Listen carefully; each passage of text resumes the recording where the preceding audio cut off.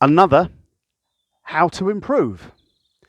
How to improve your looks. Put a bag over your head, make a couple of holes and paint a smile. No, no, it's not what we're supposed to be doing. We're doing how to improve your Yul Gok. So, forgetting about the bag over your head, how to improve your Yul Gok. Tidy up your parallel ready stance. You know, you see a lot of people don't really care. They'll be there, their hands will be in different places, a foot will be pointing the wrong way. It's called parallel stance because the outside edge of your feet are running parallel, like railway lines. Parallel means they're both going in the same direction. I know I could be kind of here like that and they're still parallel, but no.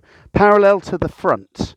You've got to tidy that up. Now, when you do that first sitting stance, drop into the stance and have those feet parallel again. Soon as you've got one off all dicky, things are going downhill. The stances have to be good. We're taking it for granted all the way through that you know how to do proper stances and you can make yourself do them. I can't say every stance on the doing that stance practically. Anyway, so whether or not you take the hand to the hip for the slow focus punch, whether or not you lift, or whether or not you do halfway between the two, I don't give a flying fruit bat. But what I want to see is from the belt, 1, 2, both times. Hand to the hip, hand to the hip. I don't want to see something just kind of out there like that. They've got to go both from the belt. You come this way, very definitely this one from the belt, rise it, and then 2 from the belt. This next block is an inner forearm block. Same block as you'd have done in Sajijarugi number 2, only it's his high section. It chambers underneath and outside. It does not chamber in there.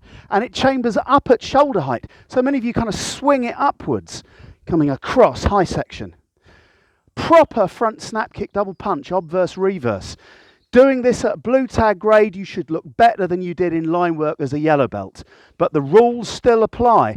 Ball of foot front snap kick, both punches from the belt, punching obverse reverse. The same chamber across. If you want to, the hand's already on the hip, you could just leave it there and punch obverse reverse. Hooking blocks. Chamber on the inside, coming across 1, 1, 2. Some instructors will say block to the center, some say to the shoulder. That doesn't really matter to me, it doesn't, but a punch should be to the center. But these chamber on the outside. And when you're showing me your arc hand, your bandal son, I want it like, you know, I could walk forwards and strangle you with it.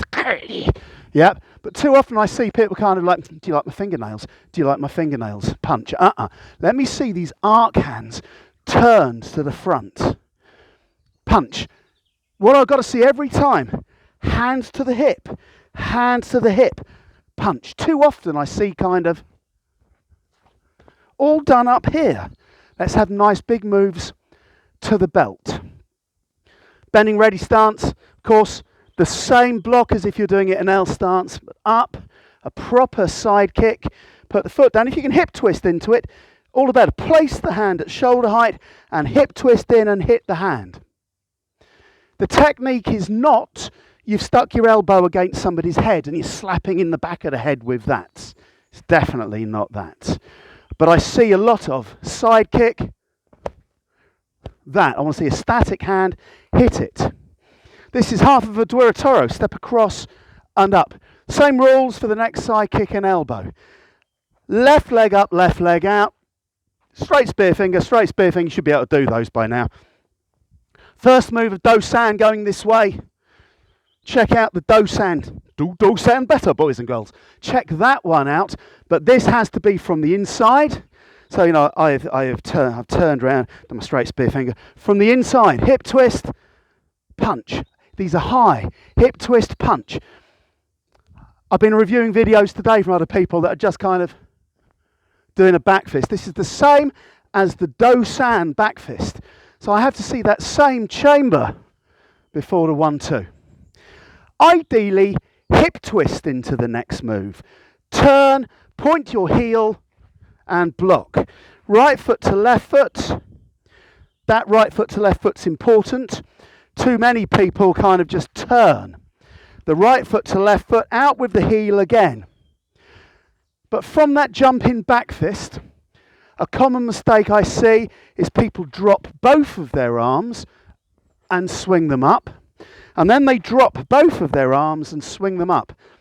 I want to see from the jumping back fist, round, arms up, block, arms up, block, and then back. That's improve your Yul Gok. Don't forget the bag over the head.